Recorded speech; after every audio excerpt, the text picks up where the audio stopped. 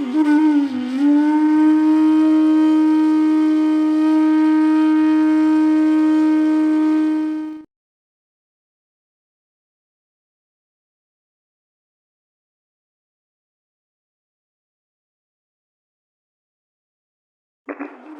અહીંયા શું કે છે?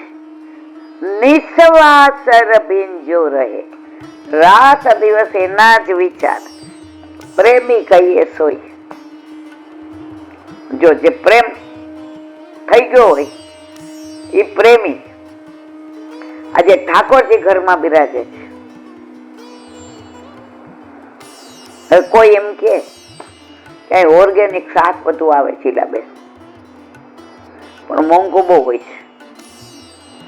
હવે આપણા શાક સખડી આરોગતા હોય, આવીને આપણે શું કહીએ, અલા વાહ ઓર્ગેનિક આવે છે, ઠાકોરજી લાયક છે. તો તમે શું કહો, સવાર લઈ આવી? એટલે તરત હું કહું ના, પછી સવાર ઓર્ગેનિક ના મળે તો અત્યારે જાઓ. છીને આતુર હોય. ઓર્ગેનિક ઠાકોરજી ધરાવવામાં જે રસ છે, કારણ સાક્ષાત છે. નિસ્વાસર ભેજો રહે, પ્રેમી કહીએ સોય. તમે પ્રભુને પ્રેમ કરવા માંડો, પ્રેમી બનો. એટલે જ વલ્લભે નવદા ભક્તિ ઉપર પ્રેમ લક્ષણા ભક્તિ આપી છે. તો ઠાકોરજીને પ્રેમ કર, બીજું કઈ ન આવડે કાંઈ વાંધો નહીં. તકલીફ આપણી શું જ ખબર? આપણે દુનિયાને પ્રેમ કરીએ છીએ, ઠાકોરજી હારે ક્રિયા કરીએ છીએ. જગાવ્યા મંગળભોગ, તેરો સરાવ્યા,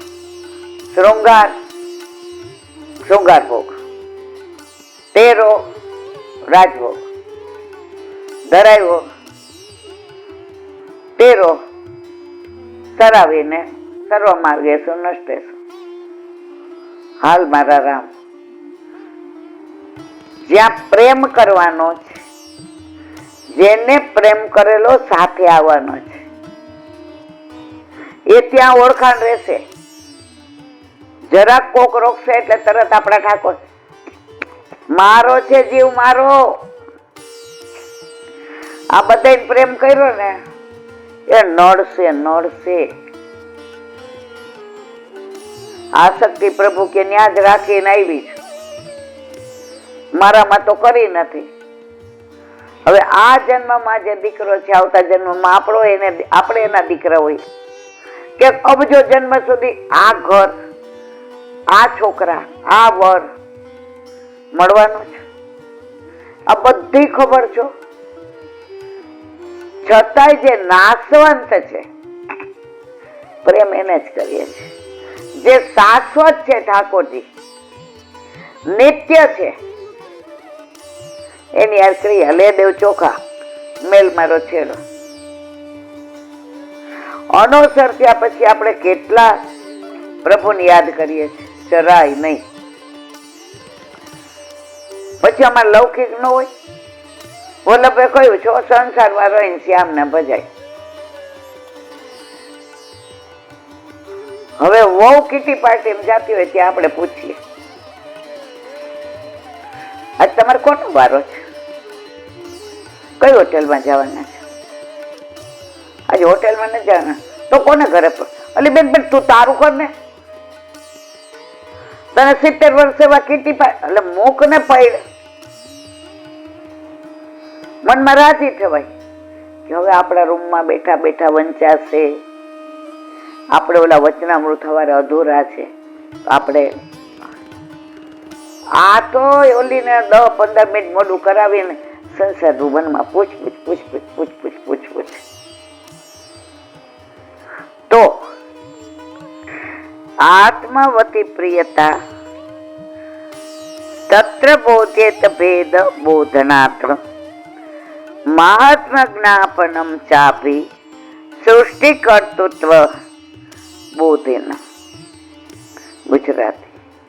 આત્મા અને પરમાત્મા એક છે એ પ્રમાણે ઉપનિષદમાં કહ્યું છે. આત્મા અને પરમાત્મા એક છે એ ઉપનિષદમાં કહ્યું છે. એટલે આપણે પરમાત્મામાંથી છૂટા પડેલા છીએ, પાછા ભળવાના ક્યાં? પરમાત્મામાં.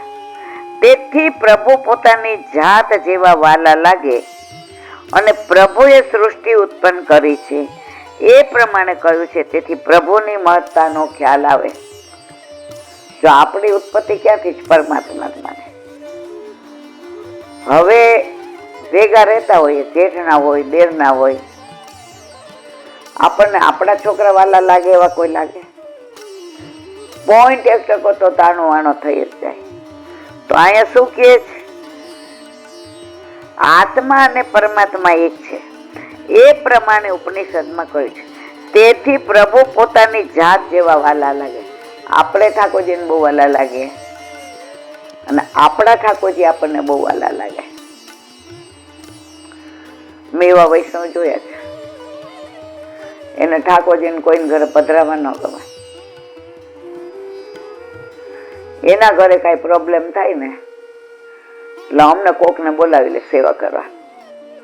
પણ મારા ઠાકોર પાછા એમ કયો, એને અજાણ્યું પડે ને હિન્દુ એટલે એને કઈ ગમે નહીં, ને ગમે નહીં ને તો એ અરોગે નહીં.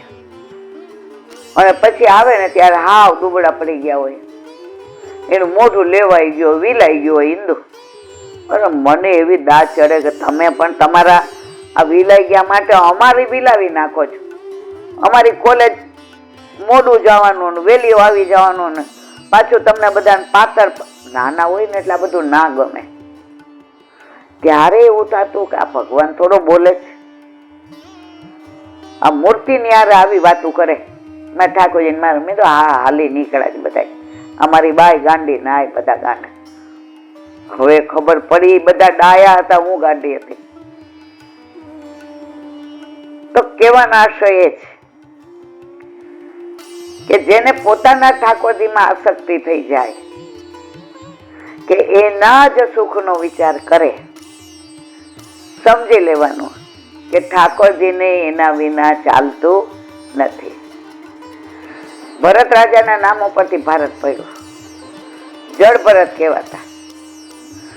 એને બધાને છોડી દીધા પણ ભક્તિ માર્ગને છોડ્યો નહીં. ભક્તિ માર્ગનો ત્યાગ કરવાની વાત તો જવા દો, પણ આ માર્ગનો ત્યાગ કરવાનો વિચાર સુદ્ધા ન કર્યો. આવો અલૌકિક પ્રભાવ વાળો આ માર્ગ છે. પેલા નરહરી જોશીએ નદીને કિનારે વલ્લભ બેઠા હતા. આમ વલ્લભનું સ્વરૂપ, રૂપ, તેજ, આભા, પ્રકાશ, પુંજ જોઈને એમ છો, અરે અરે અરે આ તો જો આ કેવા મહાપુરુષ છે, આ ભગવાન છે કશું? એટલે પ્રશ્ન પૂછ્યો, 3 માર્ગમાં કયો માર્ગ મોટો? ભક્તિ માર્ગ, કર્મ માર્ગ ને જ્ઞાન માર્ગ. વલ્લભે જવાબ કેવો સરસ હતો, જેને જે ગમે એ માર્ગ એના માટે મોટો. પછી સાંભળો વલ્લભનો જવાબ, પરંતુ મારા મતે ભક્તિ માર્ગ મોટો.